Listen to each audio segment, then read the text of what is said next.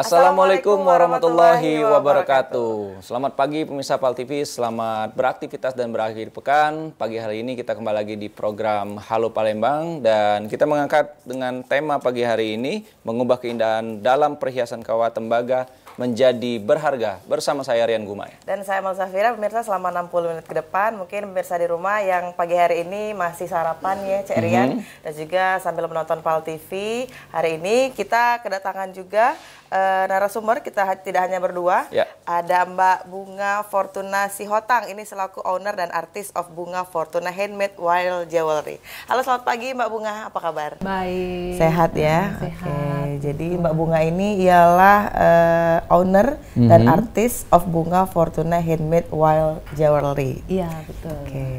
Luar Kita biasa lihat ya, sini ini banyak sekali nih pemirsa. Di depan ini perhiasan-perhiasan yang bahan utamanya ini ada kaitan dari tembaga. Penasaran tentunya kita coba tanya-tanya pagi hari ini ya. Nah Mbak Bunga, ini kan kita jengok nih ada kombinasi dari kain-kain ya. Itu awalnya tertariknya ngapa sih Mbak membuat perhiasan dari tembaga Cak ini? Iya, awalnya itu saya tertarik itu karena ini kan unik ya, salah satu kerajinan tangan yang tidak biasa. Dan saya melihat ini kayaknya baru ada di Indonesia. Itu awalnya kira-kira 10 tahun yang lalu, saya mulai di 2013. Oke, 2013. Inspirasi awalnya tuh gimana tuh ngumpulinnya?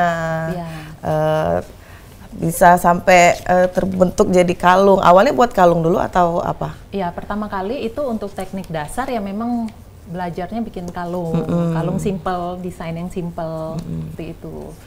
Nah, baru kemudian ya kita berkembang seiring dengan berjalannya kemampuan imajinasi ya berkembang menjadi desain-desain lain. Oke, belajarnya otodidak atau ada gurunya? Ya, awalnya dulu memang kebetulan ada salah satu guru yang buka kursus di Palembang. Jadi infonya saya dapat dari medsos, lalu saya tertarik, saya ikut kursus itu 1 hari untuk teknik dasar. Nah, ya udah dari situ kita belajar tentang teknik, material, alat-alat yang digunakan, semuanya, pangsa pasar dan lain-lain. Sampai sekarang sampai dengan sekarang 10 tahun saya bertahan. Tetap konsisten ya Mbak ya? Konsisten, itu kunci utamanya. Ini polanya menjadi bahan utamanya tembaga atau sebagai perangkai ini? Jadi bahan utamanya itu adalah kawat tembaga.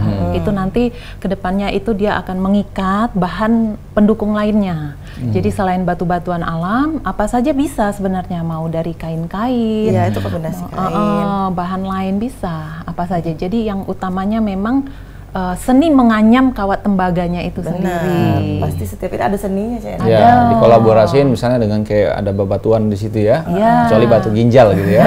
Kalau yang nggak kate seni biasanya nggak terjadi tuh, nggak terbuat yang hal yang Cak itu. Memang harus kuat di imajinasi kita, daya berimajinasi untuk menciptakan desain-desain baru. Benar. Jadi satu kalung nih misalnya, jadi inspirasinya dari mana tuh keluarnya Cak? Inspirasi saya dari mana aja bisa dapat.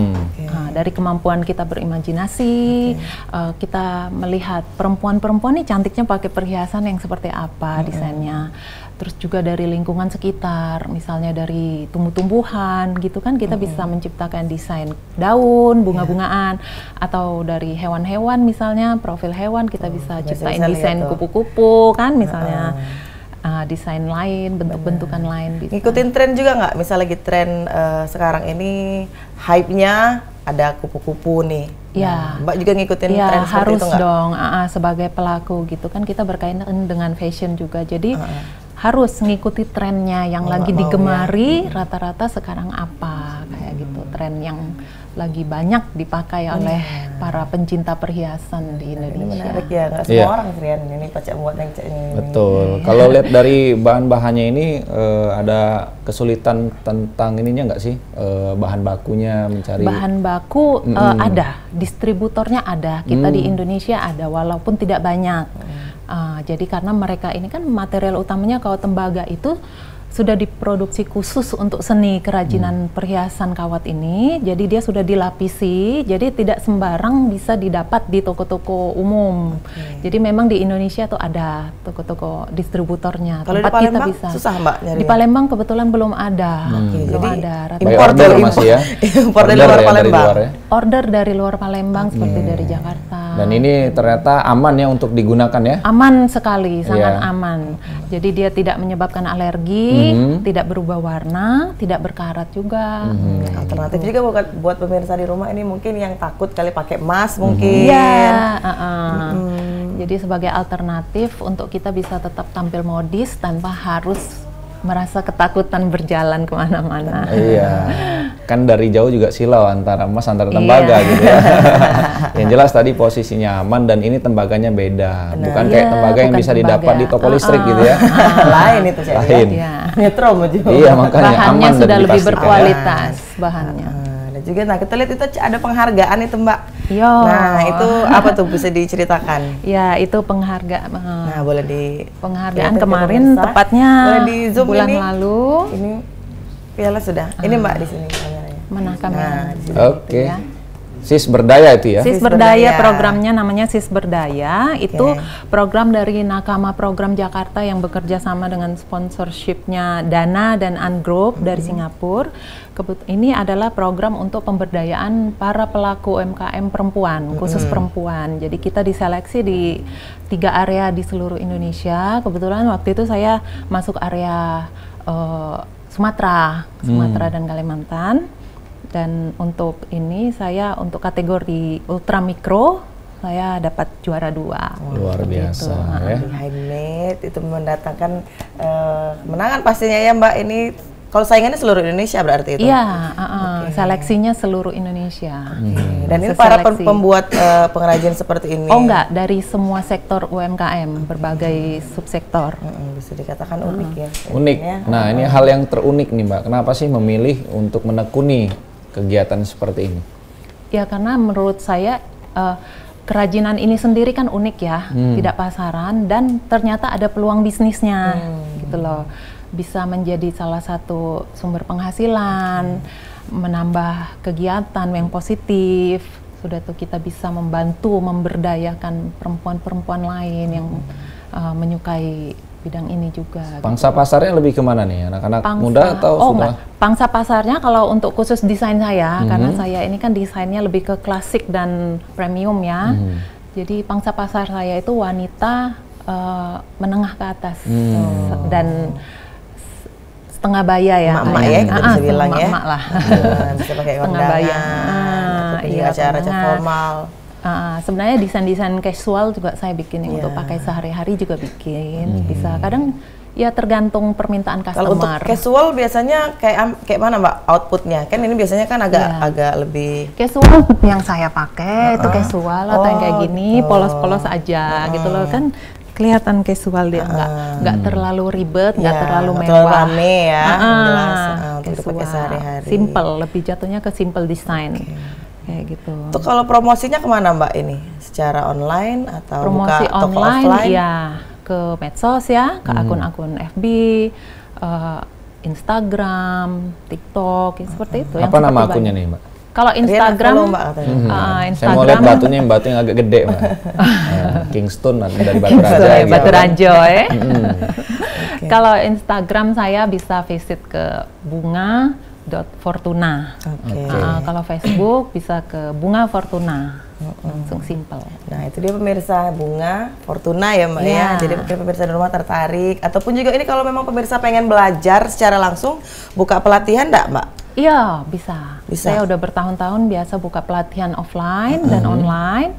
Offline itu biasanya tergantung permintaannya, permintaan pihak-pihak yang mau buka kelas. Biasa berisi sekitar maksimal ya 6 orang ya, karena kalau terlalu banyak juga nggak bisa. Kayak gitu. Ada tarif-tarifnya. Ya. Kalau online juga bisa. Pernah saya di sana. Susah nggak kalau ngajari online secara langsung? Susah, nggak susah ya, semuanya ada tantangan masing-masing. Ada ini step by step kurikulumnya, jadi langkah pertama kita belajar dari ini basic dulu. Jadi ada project-projectnya, kita harus dari basic dulu kan, dari basic baru nanti meningkat ke level-level yang lebih tinggi sampai ke level expert. Online pun juga masyarakat ataupun juga ini peminatnya juga tetap ada ya Mbak? Ada, sampai sekarang masih ada. Kemarin pandemi juga nggak mati kok, masih tetap berjalan terus. Justru selama pandemi kemarin itu berkembang yang offline-nya malah ya? lebih banyak karena orang lebih banyak di rumah. Jadi mereka justru cari yang sifatnya offline, online. Justru PDF, tutorial itu lebih banyak dicari dibanding mengisi yang kegiatan yang offline. positif ya. Iya, dan karena itu ada orang-orang nilai lebih banyak di ekonomis. rumah dan mereka masih tetap harus menghasilkan gitu. Jadi workshop, kursus yang bersifat online justru lebih banyak dicari pada saat pandemi. Semuanya serba online kan. Kalau untuk produksi, misalnya satu contoh kalung atau itu memakan waktu berapa lama tuh Mbak? Relatif ya, tergantung proyeknya. Misalnya kita yang simple-simple kayak gini, ini kalau saya dengan level skill saya misalnya, ya saya bisa sehari bisa jadi satu. Kira 5 menit Mbak, selesai. Ini termasuk sulit, sulit. Memang kerajinan ini juga butuh skill khusus, ada itu. Jadi ya tergantung proyeknya. Kalau dia yang desainnya rumit-rumit kayak gini, ya butuh beberapa hari lah, tergantung tiap orang beda-beda. Tapi made by order sesuai permintaan customer nggak?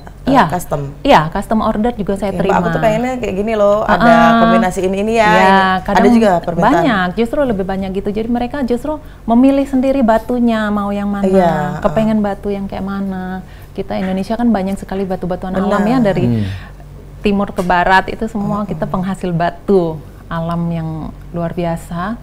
Jadi ya mereka pelanggan saya itu, customer itu sudah paham, rata-rata sudah paham mau batu yang mana, batu apa, kayak gitu. Dan Mbak pun bisa nih mewujudkannya ya, seperti itu bayangannya. Mbak, aku bayangin seperti ini. Harus bisa. Harus bisa. Kalau untuk kombinasi nih, kombinasi antara satu macam yang akan dibuat, batunya, kemudian pernak-pernik pinggirannya tuh gimana tuh inspirasinya? Inspirasinya ya itu biasanya saya tanyakan, mau desain yang seperti apa, glamor atau simple, mau perhiasannya sebesar apa, mau dipakai untuk event apa gitu kan. Terus mau kombinasi dengan kawat warna apa, saya kan ada punya beberapa pilihan warna kawatnya gitu. Ya tinggal kita share menyesuaikan tanya jawab kebutuhan aja. gitu ya. Tapi kalau untuk ready stock ada nggak Pak? Ready stock ya ada. Seperti ini beberapa ada, tapi lebih banyak ke custom. Made by order PO tadi ya. PO. Ini termasuk seni apa lah ya kalau dalam pengrajin seperti ini? Seni kerajinan tangan, kerajinan tangan ya. Itu batunya unik tuh Cek Rian tuh, kayak ada apa ya? Yang bersinar-sinar gitu ya. Itu druzy namanya. Batu ruzi. Aurora itu ya. Druzy. Oh, druzy. Namanya druzy, dia punya apa kayak kristal-kristal dari batu alam itu yang kayak warna kombinasi. Memang sengaja dibiarkan seperti itu, dia nggak dipoles. Itu nggak dipoles rata gitu enggak. Jadi dia mau berarti ordernya waktu itu dalam kondisi seperti itu ya? Batunya, tekstur dari batunya? Iya, dari pengrajinnya itu sudah mereka poles. Kita tinggal, jadi kita bersinergi dengan para pengrajin batu di Indonesia, di berbagai wilayah. Sumsel ada juga. Sumsel kan terkenal dengan batu teratainya yang seperti ini. Nah, ini batu teratai ini terkenal banget sampai ke luar negeri. Pelaku kawat ini di luar negeri, orang Western itu suka banget sama batu teratai kita. Iya, sejujurnya kalau Cik Amal tidak datang Mbak Bunga, Mbak Amal malah tidak tahu ya. Iya, banget. Orang luar negeri itu sangat berminat dengan batu alam Indonesia. Kayak Maligano, itu cuma ada di Sulawesi kan, di seluruh dunia, di daerah Maligano. Itu juga mereka sangat-sangat berminat. Itu kayak ada batu-batu marble juga ya Mbak itu. Hitam putih, hitam putih. Itu Maligano. Itu yang namanya Maligano. Maligano itu banyak kombinasi warnanya. Ada yang agak-agak orange, seperti yang ini juga Maligano ini. Ini Maligano. Kayak gitu, macam-macam. Dan itu cuman ada di Indonesia. Makanya pelaku seni kawat di luar negeri itu sangat-sangat berminat dengan batu alam Indonesia. Kayak teratai Sumsel ini juga, dia punya keunikan sendiri gitu, yang nggak ada di belahan bumi lain, kayak itu nggak bisa didapat. Sama ya, kayak misalnya batu cincin dipakai pria begitu ya, di center dulu asli apa enggaknya gitu. Kalau ini kadang iya, memang kayak ini juga, ini kan dia mengandung kristal juga, jadi kadang nilainya juga dilihat dari Betul. di center dulu, ada nilai kondisi juga. yang natural begitu ya, Iya. yang buat nilai ekonomisnya tinggi begitu. Atau Iya. pantulan cahaya dari sini kan, wong tuh jingok. Nah, bagusnya cahaya pantulan Iya. di sini, kayak efeknya tuh bagus gitu loh. Oke. Cuman kalau biasanya batu cincin bapak-bapak itu kan modelnya bentuknya monoton ya, Iya, oval, kecil. bulet, Nah, gitu. dengan adanya seni perhiasan kawat ini, pengrajin itu jadi lebih bereksplor dengan bentuk-bentuk cuttingnya. Potongan-potongan mereka kan sudah jadi lebih bervariasi ya. Bisa bikin batu dengan potongan segitiga, bulat, kotak, kayak gitu. benar. Jadi Baik. Semakin ilmu banyak pengrajin lagi. juga berkembang Benar. seiring dengan seni kerajinan ini. Oke, Gitu. dan memang kalau kita lihat mengenai kualitas ini sangat penting. Bagaimana atau Iya. seberapa lama bertahan kualitas dari produk ini dalam bentuk perhiasan. Tapi nanti setelah yang satu ini Baik. silakan ditanggapi Mbak ya. Pemirsa, kami bakal balik lagi. Sudah yang ini tetap bersama kami di Halo Palembang.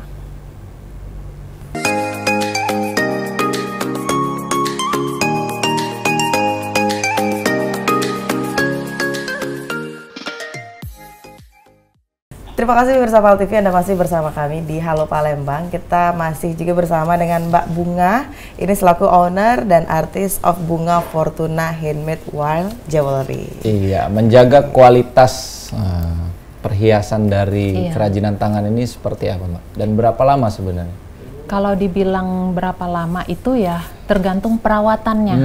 Perawatannya. Jadi saya di setiap packaging saya itu saya sertakan tips-tips cara merawat. Jadi yang penting customer itu si pemilik ketika tidak dipakai simpan di boxnya. Kalau bisa, jadi tidak terlalu sering teroksidasi udara dan hindari dari kondisi berdebu. Itu biasanya saya sertakan lapnya untuk rutin perawatan rutin di lap-lap. Gitu. Kalau sudah baik cara menjaganya, tidak terkena alkohol, tidak terkena seperti hand body gitu ya dalam pemakaiannya. Mudah-mudahan awet selamanya.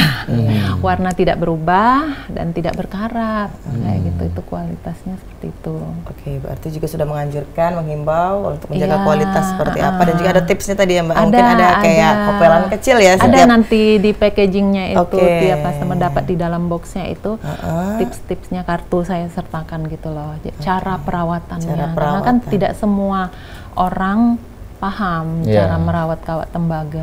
Dan tidak semua orang juga rajin untuk merawat. Kadang Iya. taunya make gitu kan, tapi nggak dijaga. Taruh Iya. baik. Dan juga ini Mbak, kalung, selain kalung apalagi output yang dihasilkan? Iya, saya biasanya hampir semua segmen perhiasan saya bikin biasanya ya, mulai dari kalung, bros, gelang, Gelang itu ya, cincin, giwang. Saya Antingan bikin ya. tergantung request, tergantung tren juga. Kayak gitu. Ada tingkat kejenuhan nggak Pak? Lagi satu fase untuk buat Atau justru- capek nih gitu kan? Atau justru ini malah Pasti. menghilangkan jenuh, mungkin Iya. kan bagi sebagian orang juga menghilangkan jenuh. Ada, ya macam-macam lah moodnya itu naik turun ya, naik turun. Karena ketika kita mentok di imajinasi kita mentok iya. nih, mau bikin model apa supaya nggak monoton, ya itu biasanya stuck ya. Stop dulu. Ada beberapa hari tapi nggak bisa sampai berbulan-bulan, nanti orderan mandek semua. Ada pasti. Gitu. Ada itu tingginya ya. Ketika dapat inspirasi baru dimulai lagi. Mulai lagi gitu. Justru misal kalau lagi jenuh, malah lebih rajin nggak Mbak kira-kira? Pernah? Kalau lagi jenuh ya biasanya saya cari-cari inspirasi aja, searching, browsing. Ini apa perhiasan apa nih yang lagi tren? Yang lagi trennya yang disukai kaum perempuan nih biasanya perhiasan yang seperti apa, yang simple atau enggak trennya di dunia sekarang kayak gitu. Karena kita kan ngikutin tren dunia juga. Bener, mau nggak mau harus ikutin tren ya Mbak. Ah, Kalau sekarang trennya apa Mbak kira-kira? Kalau sekarang saya lihat trennya menyesuaikan dengan busananya ya. Busana kan rata-rata sekarang Muslim pakai baju tertutup. Jadi rata-rata kalau kalung ya trennya ya panjang. Agak lebih panjang. Dan mereka lebih prefer ke bros kan. Ya. Kayak gitu. Jadi Walaupun trennya ya simple seperti tapi itu. tetap kesannya mewah gitu ya Mbak. Promosi-promosi selain di sosial media gitu ya. Sering ngikutin kegiatan pameran? Iya, ikut juga biasanya yang dari pemerintah, dari dinas-dinas itu. Ya, Rutin seperti itu? Kalau rutin nggak, tergantung event dari dinas saja. Dari dinas. Dapat infonya dari mana Mbak biasanya? Dari dinas. Dari dinas dari ya komunitas. langsung. Oke. Ikut komunitas juga Mbak? Iya. Berarti komunitas. banyak ya ada pengrajin di Kota Palembang? Komunitas yang saya ikuti itu ya crafter secara umum, crafter crafter itu kan yang bergerak di bidang kerajinan tangan. Jadi macam-macam divisinya. Ada yang di rajut, ada yang di mungkin dari flanel, pahat gitu ya. Sejauh ini kalau saya kan ya di bagian perhiasan kawat. Oke. Mbak tuh sudah pegang-pegang tuh. Iya. Ini Mbak mau buat apa nih, bisa dijelasin? Ini saya nerusin yang lagi nanggung, lagi dikerjain. Bisa disorot lebih ini lagi lagi ongoing. Itu apa tuh jadi, alatnya? Bisa dijelasin ke pemirsa juga nih Mbak. Bahan utamanya itu kan seperti ini nih, ya. Ini kawatnya nih. Ini kawat tembaganya. Ini yang seperti ini kawatnya. Motifnya kayak senar layangan gitu ya? Iya. Boleh dipegang nih kakunya seperti apa nih. Asli ya. Asli. Oh ternyata ini keras ya. Keras ya. Itu yang ukurannya kan beda-beda kita pakai ini ukuran berapa Mbak? 0,8 mm. Ini yang 1 mm. Oh lebih tebal lagi malah? Lebih tebal lagi. Lebih tebal lagi. Ini menyesuaikan apa yang mau dibuat motifnya. Ya. Gitu. Semakin besar dibutuhkan semakin tebal. Ya, semakin kaku. Jadi tergantung desain kita mau bikin desain apa, barang apa. Jadi kita pakainya materialnya yang ketebalannya seperti apa. Gitu. Lalu nanti diiringi dengan yang kecil, yang halus seperti ini ya. Ini 0,3 namanya. Lebih kecil lagi. Itu yang nanti akan menganyam ke si kawat-kawat ini, menjalin gitu. Lalu dibantu dengan alat. Ini kalau para crafter biasanya sudah paham. Alat-alat tang ini, satu tang set, alat tang pemotong, tang pembulat, dan tang datar. Iya, kita tahunya tang tuh sikok tuh lah Mbak ya, untuk pegawai di bengkel. Nah, ini biasanya ya dibantu dengan alat seperti ini. Nah, kita rangkai aja kayak gitu. Tergantung desainnya yang mau kita bikin seperti apa. Jadi nanti kalau misalnya saya ngajar di kelas basic itu, ya saya ajarin dari cara pakai tang, karena ternyata orang umum tuh juga nggak belum paham bener, belum fasih gitu loh untuk pakai tang ini kan. Nah, baru kita bentuk-bentuk dengan tangan. Nah, makanya saya bilang ini lebih dengan tangan. Nah, Cina pemirsa kalau nak belajar. Misalnya ini saya mau bikin bentuk seperti ini. Ini bentuk kalung begitu? Ini rencana saya mau bikin kalung gitu loh. Jadi masih ada rangkaian-rangkaiannya. Nanti kan ada talinya tuh. Jatuhnya seperti ini, kayak gitu. Ada sayapnya ya? Iya. Kiri kanan. Terus nanti talinya tuh seperti apa Mbak? Talinya nanti kita sesuaikan Kombinasi. aja, matching aja dengan matchingnya. keseluruhannya ini, biar dia jadi lebih lebih match aja kayak gitu. Agak ini ya, kalau memang ngomong yang tidak terlalu paham dia akan rusak kali Mbak ya? Iya betul, ya? Makanya kalau yang belum fasih bener make tang ini ya dia bisa justru merusak ini, jadi cacat. Keestetikannya itu ya malah. Kawatnya bisa luka kan, lapisan enamelnya ini bisa luka. Kayak gitu. Kalau untuk pelatihan sendiri nih, maksimal berapa orang nih biar bisa menyerap ilmunya langsung? Karena ini kan susah nih, banyak Iya, nggak bisa. Jadi kalau saya biasanya tuh satu kali buka kelas itu ya maksimal 6 orang. Jadi bisa lebih individual pendekatannya gitu loh. Lebih fokus. Karena kalau udah terlalu banyak kan, kecuali itu basic ya. Kecuali level misalnya advance yang sudah terbiasa main ini, nanti cara ngajarnya lain lagi. Biasanya saya lempar projectnya, tutorialnya, mereka tinggal pelajari. Selanjutnya mereka ngikutin. Itu yang sudah pro. Gitu, udah lebih gampang. Jadi pendekatannya beda-beda tiap level. Gitu. Nah, jadi ini kan semua dianyam aja. Nah, itu batunya apa tuh Mbak? Batu apa tuh? Ini nama batunya Bumblebee. Bumblebee. Ini alami. Warnanya juga alami, memang warnanya dari aslinya seperti itu. Unik jadi, ya, ada orange-nya, ada birunya. Iya, batu alam benar gitu loh. Jadi dapatnya kan dari mana tuh Mbak? Dari pengrajin di daerah-daerah tertentu. Bukan di Palembang dapatnya? Palembang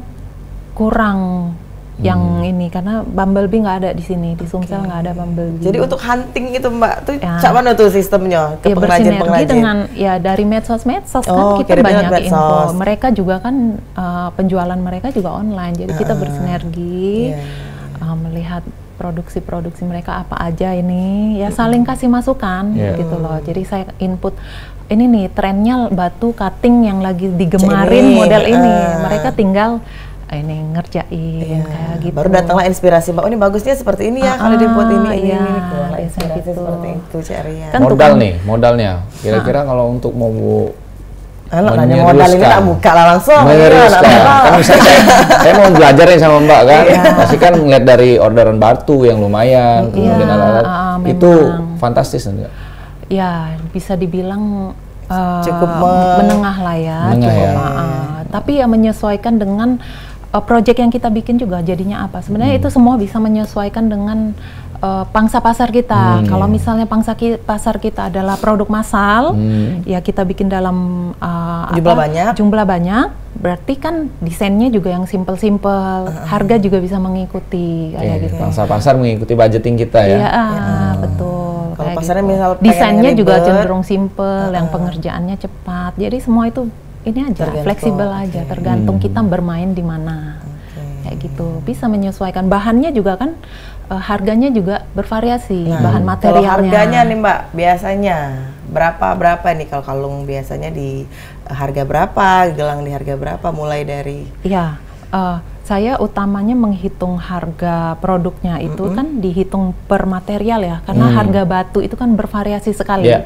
Bahkan dengan batu yang sama itu bisa beda-beda level harganya gitu loh. Kalau dia bermotif dan spesial motifnya, walaupun sama-sama batu Maligano misalnya ya, tapi ada motif ini yang lebih spesial misalnya, itu tentu harga jualnya lebih tinggi. Tingkat kesulitannya pun juga berbeda misalnya. Jadi walaupun sama-sama batu dengan desain yang sama, tapi kalau batunya sendiri itu unik dan tidak mungkin ada kembarannya, harganya pasti lebih tinggi dibanding yang batu yang pasaran. Misalnya. Mulai dari berapa sampai berapa Mbak yang harganya yang paling murah? Kalau saya itu yang standar, jadi dua kategori saya, standar dan premium.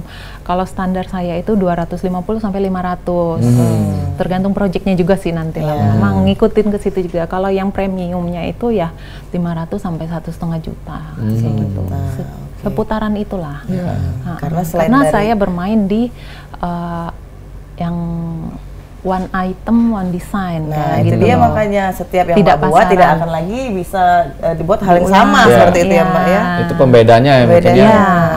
Tapi kan tiap pemain beda-beda pasarnya. Ada yang bermain di pasar produk massal ya mungkin lain lagi. Jadi itu kalau produk massal biasanya dari mesin gitu ya Mbak, sama semua atau pakai tangan juga. Cuman mereka ya bahan desainnya itu yang banyak kembarannya gitu lah istilahnya, dalam jumlah banyak sama gitu, dan cenderung ke desain-desain yang simple kayak gitu, yang pengerjaannya mudah. Nah harganya juga ya bisa lebih rendah, murah. Berarti ini bisa dikatakan Cik Rian limited edition. Iya. Tidak akan bisa ditemukan di tempat lain karena satu produksi ya itulah barangnya gitu ya Mbak ya. Ada pembeda ini nggak? Misalnya kalau kita beli ini yang asli, ada yang palsu. Nah, dalam melihat kerajinan seperti ini, apakah semua ini dikategorikan umum ya beginilah hasilnya, atau ada asli dan palsunya? Kalau aslinya, kalau orang yang sudah paham, ya dia nggak pasti tahu ini murni kerajinan tangan, nggak bisa ditiru kayak gitu.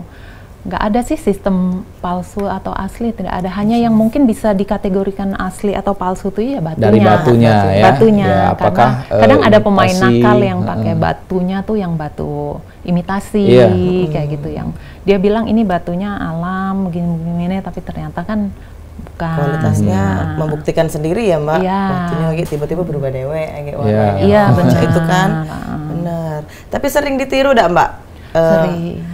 Kerajinan Mbak ini. Iya, karena kita membuatnya. Namanya juga kita sudah upload ke medsos ya. Mau siapa saja siap bisa, itu siap resiko. Itu harus ditiru. Sudah resiko. Sering kejadian seperti itu, sampai orang luar juga yang niru juga ada sering kejadian. Produk Mbak Bunga sendiri nih supaya menghindari tidak ditiru gitu ya, mendaftarkan tidak hak ciptanya begitu, paten di Dirjen Haki begitu. Pernah nyoba langsung ke Haki, Kemenkumham langsung, tapi masih dalam kategori apa ya?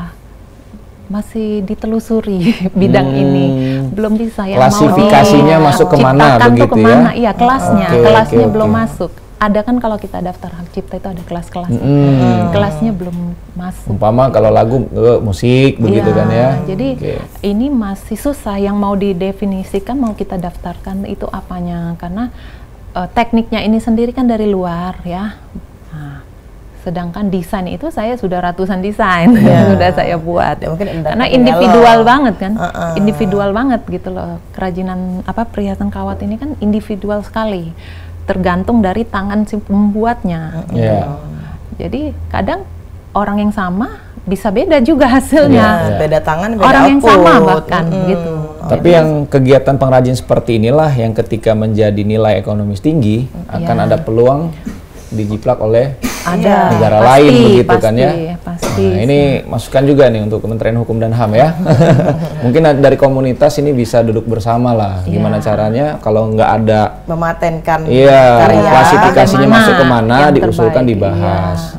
Karena ini sangat karya seni yang bernilai tinggi. Tapi ya biasanya kalau di sesama pemain kami ya, dengan kita mengeluarkan tutorial itu jadi semacam hak cipta lah gitu loh. Jadi kita komunitas bahkan istilahnya berbagai pelaku ini mancanegara itu, dengan kita publish satu tutorial itu artinya desain itu ya udah hak cipta kita. Jadi itu gunanya kita bergabung di komunitas tingkat dunia juga gitu. Jadi mereka pun memantau bagaimana kawater-kawater di Indonesia kayak gitu, dan kita memantau juga mereka. Jadi ya pasti ketahuan sih kalau ada yang mengambil, meniru dan mengaku-ngaku itu loh. Ya kalau meniru tanpa dia mengaku-ngaku ya itu sudah banyak. Tapi kalau dia meniru dan dia mengaku-ngaku bahwa itu punya dia, ya itu bisa dipantau tetap ya itu. Kayak gitu. Setiap tangan itu punya signature-nya masing-masing kan? Iya pasti. Punya ciri khasnya masing-masing. Pasti. Boleh dilanjutkan Mbak itu. Nah, apalagi yang kira-kira nak dianya. Itu also pas kupu-kupu di kelingking ya. Mbak. Mau disambung tuh. Iya, nah. Itu apa lagi Mbak prosesnya setelah dari situ? Ya masih kita selesain aja desainnya mau seperti apa keseluruhannya. Nanti udah dapat seperti yang kita imajinasikan, yang kita mau desainnya mau jadi apa, baru finishing aja ke talinya. Ke talinya. Seperti itu. Seperti membuat perhiasan pada umumnya. Ada campuran khususkah untuk ya membuat mengkilat atau membuat bertahan dari produk yang dihasilkan? Ada nanti. Berarti itu termasuk di finishingnya di situ ada ya. Ada cairannya juga. Iya. Untuk lebih menjaga, sebenarnya si kawatnya sendiri dia udah dilapisi enamel yang memang khusus untuk perhiasan ini. Tapi ditambah dengan polishingnya nanti bisa lebih awet lagi. Kalau kawat ini kalau di apa ya, kena air terus-terus tuh akan berubah warna nggak Pak? Enggak akan berubah warna ya? Kalau air enggak masalah. Tapi kalau misalnya terkena kayak bahan kimia, kayak alkohol tadi itu mungkin sedikit banyak akan mempengaruhi. Berubah ya. Iya, makanya saya kasih tips-tipsnya tadi itu di packaging, cara perawatannya, hindari berbahan kimia gitu. Jangan tersentuh. Kadang kita pakai gelang juga kan. Terus pakai hand body gitu kan. Ataupun juga di luar ruangan terlalu lama? Enggak akan berubah. Tidak, warna enggak berubah. Biasanya kan anjurannya ada disimpan lah, sudah dipakai langsung taruh lagi di box, ditutup seperti itu. Itu nggak ada, Mbak? Ada, saya anjurkan juga nanti di tips cara merawat itu biasanya saya simpan di tempat. Makanya kita kan packagingnya ada selalu boxnya khusus untuk tiap item itu ada box, ada lapnya, jadi ada petunjuknya dan bisa dibaca begitu ya. Juga. Ini 10 tahun terakhir ke belakang nih tentunya dinamis ya, naik turun. Pastinya mengalami satu titik jenuh, dan tadi bahkan mungkin ada beberapa kendala. Nah, kendalanya kita pengen tahu nih, penasaran. Tapi yang setelah satu ini. Baik, pemirsa kami akan kembali lagi. Sudah yang sekarang ini tetap bersama kami di Halo Palembang.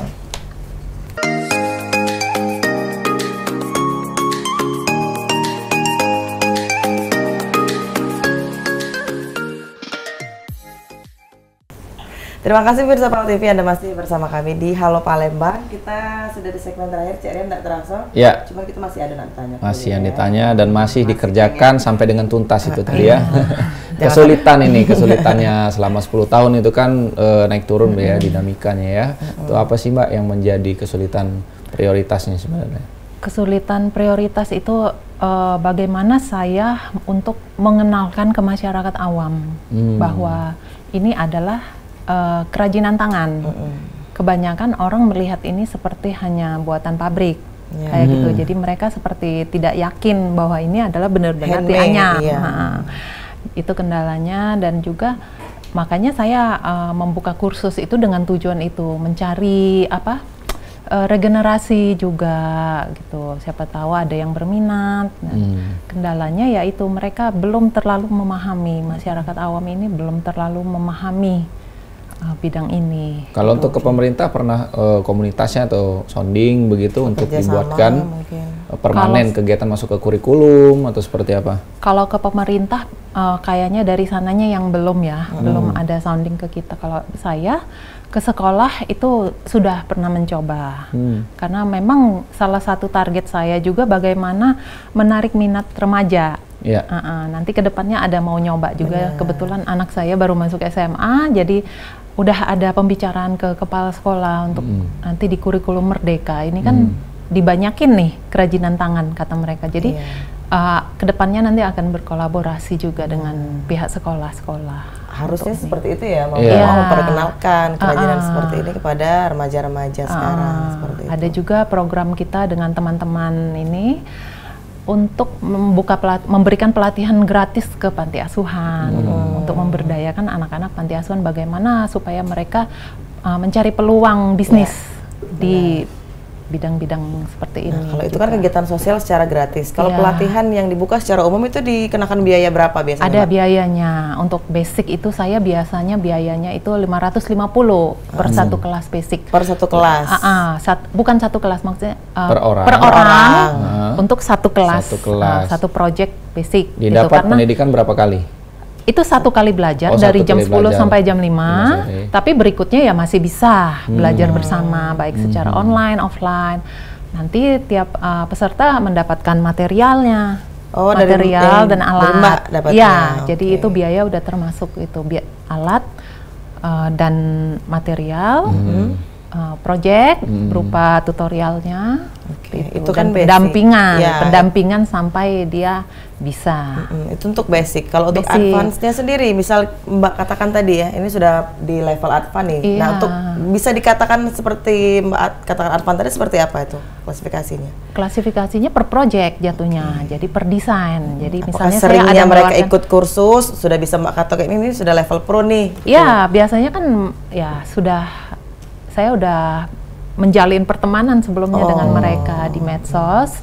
Jadi saya udah tahu gitu, mereka tahu saya buka kursus untuk per project apa sesuai tingkatannya kayak gitu. Jadi biayanya itu per project beda-beda, tergantung juga kesulitan projectnya. Kayak gitu. Jadi memang untuk tidak semua orang ya yang akan berkeinginan. Jadi kenali dulu orangnya, barangnya juga dipahami, juga baru digemari. Mendalami. Gitu ya. Jadi ngomong batu itu balik ke Cek Rian. Oh iya tadi Mbak, aku biasa Mbak kalau agak pagi mulus megang batu. Megang batu. Jadi batunya lain gitu. Dari kecil lah. Bisa dijelasin Mbak, ini nih batunya ini kan beda-beda nih, ada warna biru. Terus juga motifnya juga berbeda. Yang biru itu batu sodalite. Sodalite ini. Dia memang warnanya asli seperti itu. Dapat ini dari mana ini? Dari pengrajin batu aslinya di ini Indonesia. Dari daerah mana nih kalau di Indonesia? Aslinya dari Indonesia ada di beberapa wilayah. Ada. Nah, kalau yang orang itu Maligano namanya. Batu Maligano itu asli Sulawesi Indonesia banget. Cuman bisa didapat di daerah Maligano di Sulawesi. Luar biasa. Satu-satunya di Indonesia. Di dunia. Batu Maligano. Zoom lagi. Batu Maligano namanya. Ya. Nah, ini dia Ini tadi apa namanya Mbak? Sodalite. Sodalite. Wah, luar biasa ya. Ini pacak dikombinasiin bentuk kalung, cincin juga bisa nih Mbak, kalau emak-emak yang pengen yang agak besar-besar kan batunya kan, taruhnya di sini, di sini, nah kayak ngamuk-ngamuk iwang itu kan, bagus ya Cek Rian. Dan batunya itu memang sudah seperti itu ya, bukan diukir lagi oleh kita gitu ya? Enggak, Nah, kita ya. dapat dari pengrajin ya sudah dipoles seperti ya. ini. Jadi mereka pengrajin juga butuh keahlian khusus untuk membentuk-bentuk batu. Gitu. Bisa jadi bentuk bintang, kadang kayak gitu. Tergantung trennya lah. Tergantung tren. Kalau tren sekarang itu kan kayak itu tuh ya Mbak ya, kupu-kupu yang gede-gede. Gitu kan, yang kayak cincin Mbak pakai seperti itu. Kalau untuk tadi kan kalung harga mulai dari 500.000. Kalau untuk cincin sama bros nih berapa biasanya Mbak? Ya harganya? Relatif juga. Tergantung material batunya terutama. Sama kesusahan juga, tingkat kesulitan mungkin. Iya, tingkat kesulitannya, desainnya apa, seperti apa. Kalau desainnya yang benar-benar original punya kita. Sejauh ini yang paling mahal berapa Mbak sudah dijual? Yang paling apa nih? Yang sudah pernah laku. Sudah pernah laku. Yang paling jual sold harganya berapa? Ya kalung ada yang sampai 1,5 juta ada. Iya, tergantung desainnya lah.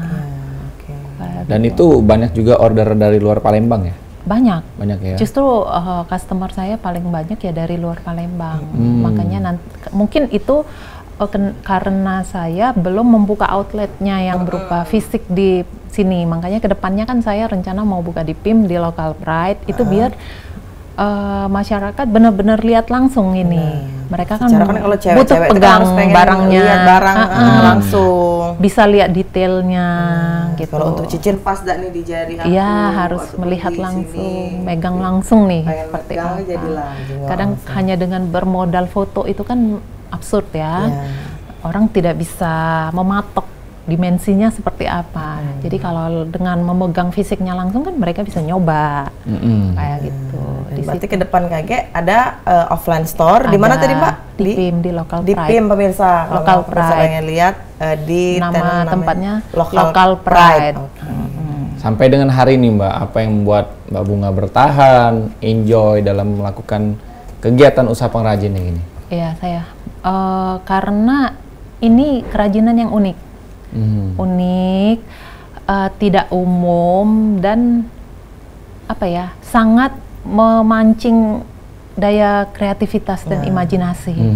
Sementara saya memang senang di bidang itu. Saya suka mengeluarkan imajinasi saya gitu. Dari kecil memang saya tersalurkanlah jadi dengan seni. Kebetulan juga suka dengan seni. Jadi rasanya sayang ya kalau mau diberhentikan itu. Sementara kita sudah punya skillnya, sudah punya pangsa pasar. Nah, jadi itu yang membuat saya terus bertahan. Walaupun bosan tadi gitu kan, sebenarnya ada juga pilihan lain untuk menuangkan imajinasi, misalnya menggambar begitu ya, seni-seni yang lain gitu ya. Untuk membuat desainnya kan kita bikin sketsa dulu. Kayak gitu. Oke, jadi kalau udah sayang jangan ditinggalin ya. Iya, itu ya. Dipertahankan. Pemirsa, turutnya lo cari sayang jangan ditinggal. Mbak, mungkin dari tingkat lamonya buat kalung ini pacak menjadi hambatan juga enggak kira-kira? Maksudnya gimana? Maksudnya kan ini memakan waktu kan membuat ini. Nah, ini tuh jadi hambatan juga enggak gara-gara proses yang lama? Ya tergantung orangnya sih sebenarnya ya, tergantung kemauan kita. Kalau kita bilang ini menghambat ya akan menghambat, tapi cuman karena ada dorongan kita untuk menyelesaikan rasa penasaran nih jadinya seperti apa. Kalau ada yang order tiba-tiba sanggup nggak nih 2 minggu misalnya begitu? Bisa ya. Kita bisa harus, melihat tingkat bisa, kesulitannya begitu ya. Paling cepat berapa hari Mbak sudah menyelesaikan proyek satu kalung misal atau satu hari lah bisa selesai untuk yang simple. Tergantung skill juga, tiap orang skillnya beda-beda kalau di sini. Di bidang ini tuh tiap orang beda-beda skillnya. Dan mood juga mempengaruhi nggak Mbak? Mempengaruhi sekali, sangat mempengaruhi. Ngilang-ngilangin mood maksudnya. Iya, makanya sambil makan permen, jadi enak moodnya ya. Ngemut. Oke. Itu ngemut. Baik, Mbak Bunga nih, kita pengen tahu juga masyarakat PAL TV ini pengen tahu nih himbauannya. Apakah mungkin seperti tadi kalau dapat project juga melibatkan anak didiknya untuk ikut juga turun begitu kan? Nah, himbauan seperti apa dan juga tips-tips yang lain terkait dengan kegiatan ini? Iya, ya saya memang target saya itu jadi mempunyai regenerasi anak didik untuk bisa meneruskan kerajinan ini seperti itu supaya tidak hilang dan bisa terus dicintai oleh masyarakat umum seperti itu. Kalau untuk pemerintahnya mungkin ada juga kali Mbak himbauan Sering-sering ya. Harapannya seperti apa nih kepada harapan pemerintah? kalau dengan pemerintah ya. UMKM seperti kami mungkin seperti itu ya. Karena ini termasuk bidang yang belum umum ya. Mungkin di mata pemerintah juga dinas ya coba untuk bisa lebih mendekatkan diri dengan para seniman-seniman perhiasan kawat, memahami pasar kita seperti apa gitu. Jadi bisa lebih membantu membuka pasar dan peluang-peluang pelatihannya, membantu orang-orang seperti saya membuka kelas-kelas bekerja sama dengan masyarakat umum lainnya. Benar. Paling penting memberdayakan perempuan juga ya Mbak ya, pastinya. Terutama memberdayakan perempuan. Seperti itu. Baik. Cukup dan terima kasih ini ya. Jadi kalau pemirsa rumah pengen order tadi, bisa juga langsung mengunjungi media sosial dari Mbak Bunga sendiri. Instagram, FB. Atau bisa langsung WA nih di nomor berapa? Bisa langsung ke WA saya di 0895 2273 6842. Nah, itu dia kalau di Instagram itu di bunga.fortuna. Pemirsa jangan lupa follow. Lihat-lihat di sana ada ya display. Ada galerinya semua produk-produk saya. Yang paling penting jangan lupa di order itu Mbak. Iya. Langsung DM. Langsung DM. Follow dulu. Tetap semangat Mbak Bunga, kreativitasnya semoga semakin meningkat dan juga kegiatan usaha ini semakin membumbung, berkembang sesuai dengan harapan pecinta daripada pengrajin tangan. Sekali lagi terima kasih nih sudah berkesempatan di Halo Palembang memberikan informasi dan edukasi, dan juga kepada masyarakat PAL TV yang sudah bergabung bersama kami di Halo Palembang. Saksikan terus setiap hari dari jam 9 merapat jam 10 waktu Indonesia Barat cuma di PAL TV memang punya kita. Akhir kata saya Rian Gumai dan saya Mal Zafira pamit undur diri. Wassalamualaikum warahmatullahi wabarakatuh. Sampai jumpa.